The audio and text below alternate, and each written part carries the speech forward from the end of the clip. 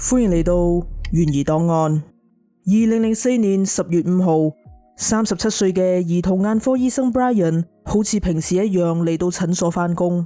佢今日嘅行程排得好滿，收工之後仲要留喺診所度同幾位醫學生上堂。上完堂之後，佢嗌咗披薩外賣請班學生食，並同佢哋傾咗一陣偈。7點26分，喺送別學生之後，佢就收拾咗一啲文件，準備揸車返屋企。幾個鐘頭之後，有人打咗911報警電話，話佢喺停車場度發現咗成身都係血、不省人事嘅 Brian。警方同救護車好快就到達咗現場，可惜 Brian 一早已經冇咗生命跡象。佢嘅身上有多處刀傷，身邊仲有散落一地嘅文件。警方喺現場揾到咗佢嘅銀包，入邊仲放住一啲錢，睇起嚟並唔似係劫殺案。佢架車唔喺停車場，地下仲有一片食剩嘅披薩。經過化驗之後，披薩上邊嘅 DNA 係屬於 Brian 噶。警方視察現場環境之後，推測出案發經過。當晚 Brian 離開診所，準備揸車返屋企。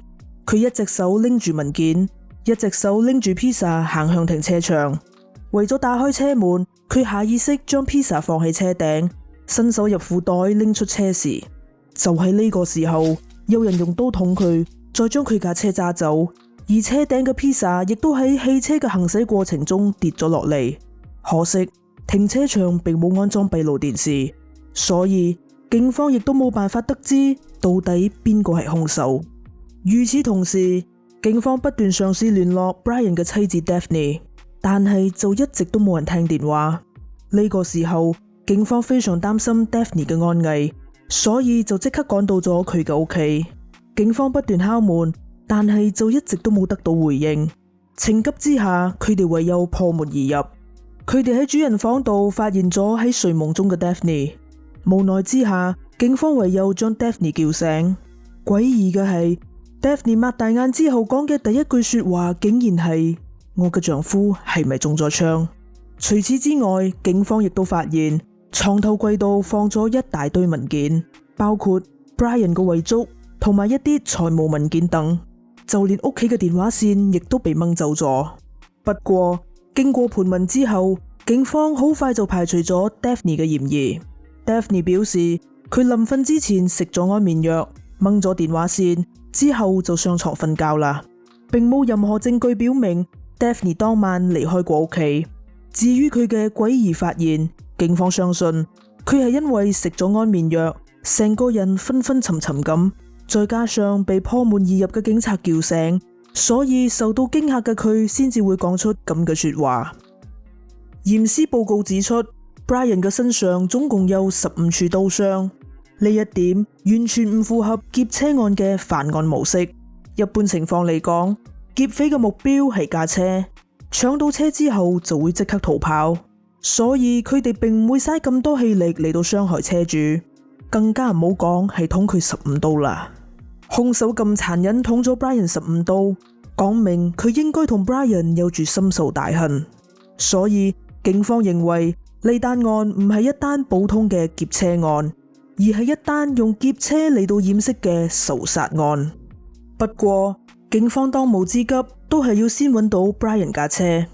由於 Brian 被發現嘅時候，手機並唔喺佢嘅身上，於是警方嘗試打佢嘅電話，希望可以透過手機信號揾翻佢部手機，話唔定佢部手機就留咗喺架車度，咁樣就可以順理成章咁揾到架車啦。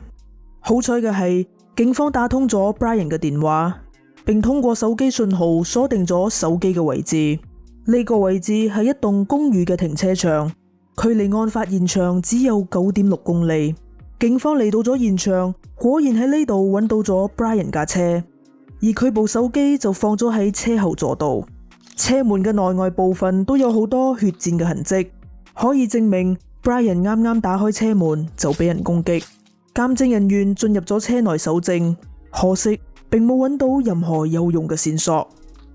有咗仇殺嘅呢個方向之後，警方對 Brian 展開咗背景調查，希望可以揾到想要將佢置諸死地嘅仇人。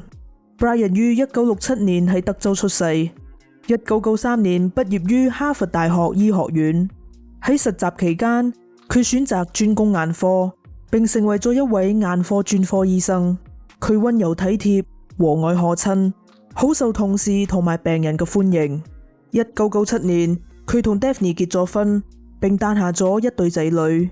2001年11月，佢帶住屋企人搬到咗 Tucson， 並加入咗當地嘅一間眼科診所，成為咗合夥人。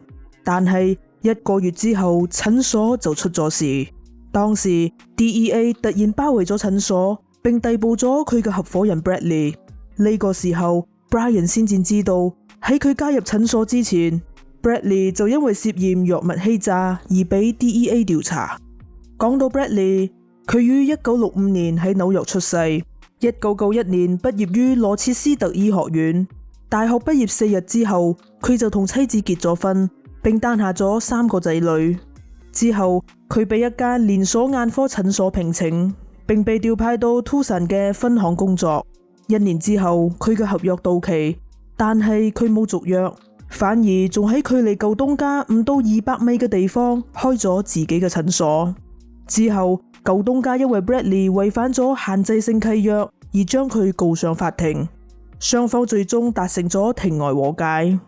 雖然 Bradley 已經結咗婚，但係佢都係擁有多段嘅婚外情，其中一個出軌對象就係 Pima County 嘅副檢控官 Lourdes。2000年 Bradley 因為慢性腰痛而需要服食鴉片類嘅止痛藥，自此之後佢就開始對呢類止痛藥上癮。為咗得到止痛藥，佢偽造咗處方簽開藥俾 Lourdes， 而 Lourdes 對於呢一切完全知情。東窗事發之後， Bradley 嘅妻子即刻就同佢提出咗離婚。最終 Bradley 被控77項藥物欺詐罪，罪名成立，緩刑5年。佢嘅醫生執照暫時被凍結，並被勒令去到戒毒所進行戒毒，同埋需要隨時配合接受藥物檢測。而 Lourdes 亦都隨即被律政處開除。喺 Bradley 被定罪之後， Brian 決定要從診所抽身，並喺出邊另起爐灶。佢話咗俾 Bradley 知呢個決定。Bradley 聽咗之後非常之嬲，仲即刻解僱咗佢。之後 Brian 喺城市嘅另一邊開設咗自己嘅診所。舊診所嘅大部分病人都選擇繼續揾 Brian 睇症。巧合嘅係 Brian 遇害嘅時間點咁啱就係 Bradley 嘅醫生執照解凍，診所重新開業嘅時候。復業之後 Bradley 嘅生意額大跌，舊病人亦都冇再返嚟揾佢睇症。佢將呢一切都歸咎於 Brian， 認為 Brian 背叛咗自己，喺出邊另起爐灶，將佢嘅病人同埋生意都搶走，對佢造成咗極大嘅損失。Bradley 嘅多名前女友都表示 Bradley 嘅內心非常痛恨 Brian， 仲唔止一次向佢哋提到要對付 Brian。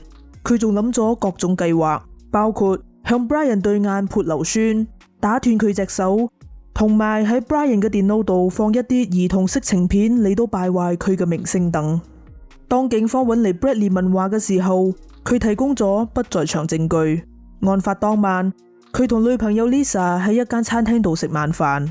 不過警方就喺 Lisa 嘅口中知道咗一啲重要嘅線索。Lisa 表示佢同 Bradley 係透過網上交友平台認識㗎，佢哋只係約會咗2-3次，而 Bradley 就已經向佢求婚啦。案發當晚 Bradley 喺食晚飯嘅時候收到咗一通電話，係一個叫做 Bruce 嘅男人打嚟㗎。收線之後 Bradley 就同 Lisa 講 Bruce 要過嚟同佢哋一齊食飯。大約8點半 Bruce 就嚟到咗餐廳。Lisa 表示 Bruce 嘅身形高大，舉止粗魯，好冇禮貌。佢嗌咗一杯酒之後，佢問都冇問就喺 Lisa 嘅碟度攞咗一啲嘢嚟食。跟住 Bradley 就同 Bruce 展開咗一段奇怪嘅對話。Bradley 問 Bruce 手術服嘅效果點啊？ Bruce 回答好好。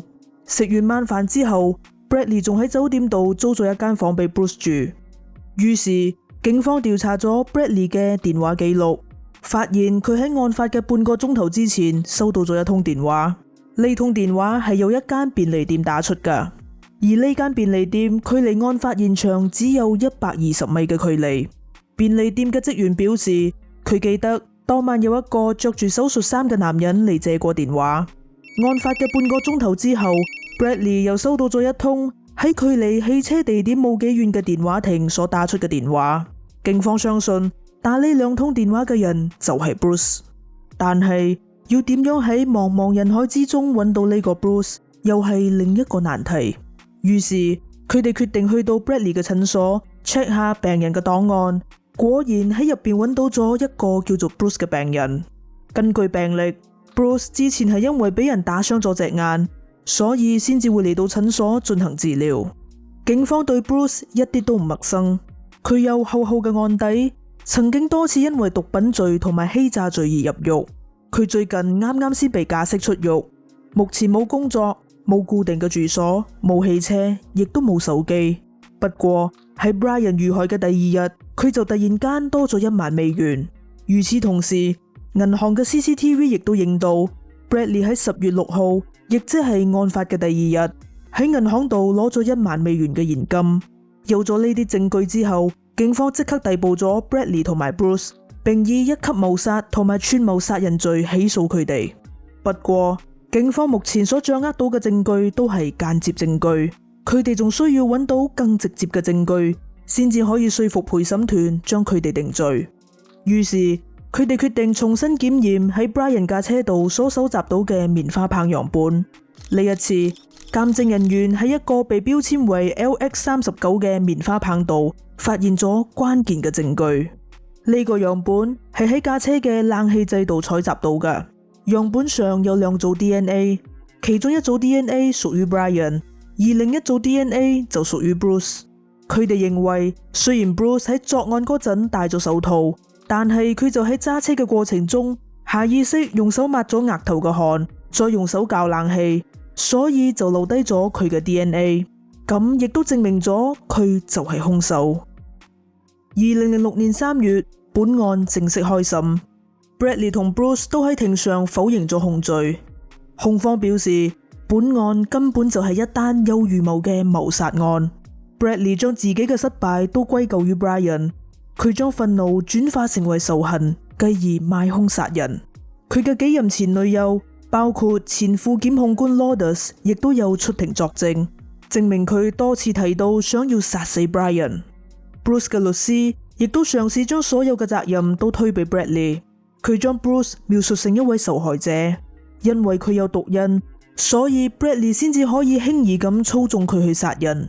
而 Bradley 嘅律師就質疑控方嘅證據薄弱。Bradley 有充分嘅不在場證據，收到咗 Bruce 嘅電話亦都唔可以代表啲乜嘢。最重要嘅一點係，根本就冇證據可以證明 Bruce 手上嘅1萬蚊係 Bradley 俾佢噶。最終 Bruce 被控1級謀殺罪名成立，判處終身監禁，不得假釋。而 Bradley 就被控串謀殺人罪名成立，被判25年至無期徒刑。判刑之後， Brian 嘅妻子 Daphne 向 Pima County 政府提出咗訴訟，指控佢哋嘅公職人員失職，因為前副檢控官 Lourdes 同埋佢嘅幾位同事事前都知道 Brian 可能會遇害，但係佢哋就選擇咗袖手旁觀，冇採取任何行動嚟到阻止命案發生。最終 Daphne 勝訴，所有涉事嘅公職人員都被開除，而 Daphne 亦都獲得229萬美元嘅賠償金。